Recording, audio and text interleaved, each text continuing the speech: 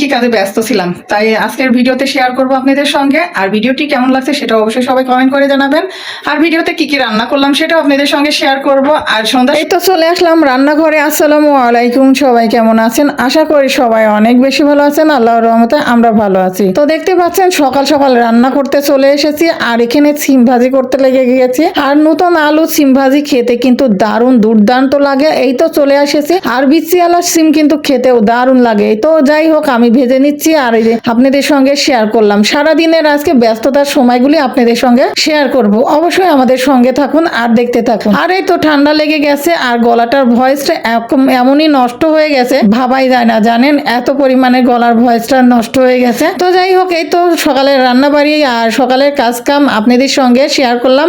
ব্যস্ততার সময়গুলি কিভাবে কেটে যায় সেটাই একটু শেয়ার করলাম। সামান্য পরিমাণের ভিডিওটা আপনাদের সঙ্গে শেয়ার করলাম। সারাদিন তো আরো সংসারে কত কাজই থাকে, তাই না? সব কাজই কিন্তু শেয়ার করা সম্ভব হয় না। যতটুকু পেরেছি ততটুকুই আপনাদের সঙ্গে শেয়ার করলাম। তো আজকের ভিডিওটি কেমন লাগছে অবশ্যই কমেন্ট করে জানাবেন। অবশ্যই বেশি বেশি করে লাইক দিবেন এবং কমেন্ট করে জানাবেন কে কে সকাল হয় আর এইরকম আমার মতো যুদ্ধে নেমে যান সংসারের কাজে। এই তো সংসারের কাজ মানে জীবন যুদ্ধ, আর এই জীবন যুদ্ধেতে কিন্তু জয়ী হতেই হবে। যেহেতু সংসার জীবনে এসেছি, ছেলে মেয়ে স্বামী সবাই আছে, সবাইকে নিয়ে সংসার, যেহেতু সংসারে কাজ কাম তো করতেই হবে, তাই না? এই তো এইভাবে কিন্তু সারাদিন কেটে যায় আমার। তো সারাদিনের ব্যস্ততা আপনাদের সঙ্গে শেয়ার করতেছি। সবাই পারলে আমার ভিডিওটা বেশি বেশি করে লাইক দিয়ে যাবেন এবং কমেন্ট করে জানাবেন আপনাদের কাছে কেমন লেগেছে আজকের ভিডিওটি। অবশ্যই কমেন্ট করে জানাবেন, আর অবশ্যই আমাদের পাশে থাকবেন এবং সাপোর্ট করে যাবেন। যারা ইউটিউব চ্যানেলটি সাবস্ক্রাইব করেননি তারা অবশ্যই ইউটিউব চ্যানেলটি সাবস্ক্রাইব করবেন। আর এই তো ব্যস্ততার সময়, আর দেখুন কাজ করতে লাগে তাড়াহুড়াতে কত দ্রুত কাজ করতে হচ্ছে। জিনিসপাতিগুলি মনে হচ্ছে উল্টায় পড়ে যেতে চাচ্ছে, হাত মনে হচ্ছে হাতে কাজই আটকাচ্ছে না। আর শীতের দিন পানি এত পরিমাণে ঠান্ডা, আর ঠান্ডা পানি নাড়তে কিন্তু খুবই কষ্ট।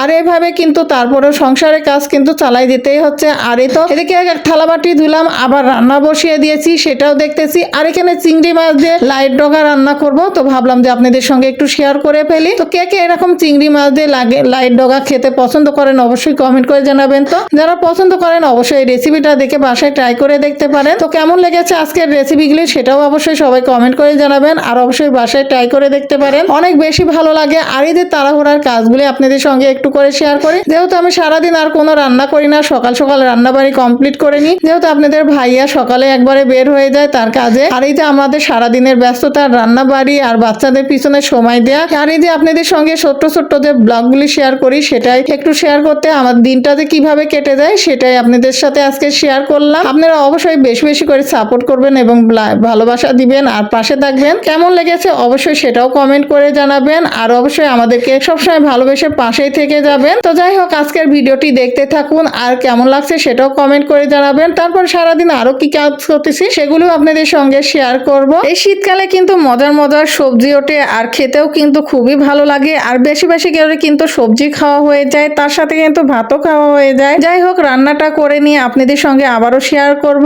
আর এই যে কুচো চিংড়িগুলি কিন্তু সুন্দর করে ভেজে নিয়েছি। আর এই যে দেখুন এখানে হয়ে গেছে লাইট ডগাটা রান্না, আর লাইট ডগাটা এখন দিয়ে দিলাম চিংড়ি মাছের সঙ্গে মিক্স করে এই যে ভালো করে কষিয়ে রান্না করে নিব। আর সারাদিনের ব্লগটি আপনাদের কেমন লেগেছে অবশ্যই কমেন্ট করে জানাবেন। তো আর কে কে এরকম রেসিপি খেতে পছন্দ করেন সেটাও অবশ্যই কমেন্ট করে জানাবেন। তো আর দেখতে থাকুন, আর ভালো লাগলে অবশ্যই। এই তো সারাদিনের ব্লগটা তো দেখতে পেলেন, আর এখন সন্ধ্যার সময় লাল চা নিয়ে বসে গেছি। আর যেহেতু ঠান্ডা লেগেছে, আদা লং চা কিন্তু খেলে খুবই ভালো লাগবে, একটু আরামও পাবো। আর এই তো রাজশাহী থেকে আসার পর থেকে ঠান্ডা কিন্তু যাচ্ছেই না, তো লাল চা নিয়ে বসে গেছি। আর এখানে শুকনা টোস্ট নিলাম, এটা দিয়ে কিন্তু লাল চা খেতে খুবই ভালো লাগে। তো সন্ধ্যার সময় চলে আসলাম খেতে। আর সারাদিনের ব্লগটি আপনাদের কেমন লেগেছে অবশ্যই কমেন্ট করে জানাবেন। তো এই যে আপনারা আমাদেরকে এত ভালোবাসেন, এত ভালো ভালো সাপোর্ট করেন, এই জন্য আপনাদের মাঝে সুন্দর সুন্দর ব্লগ নিয়ে আসার চেষ্টা করি। আর অবশ্যই আমাদের ব্লগটি কেমন লাগছে সেটাও অবশ্যই সবাই জানাবেন। আর এইভাবে সাপোর্ট করার জন্য অনেক অনেক ধন্যবাদ আপনাদেরকে।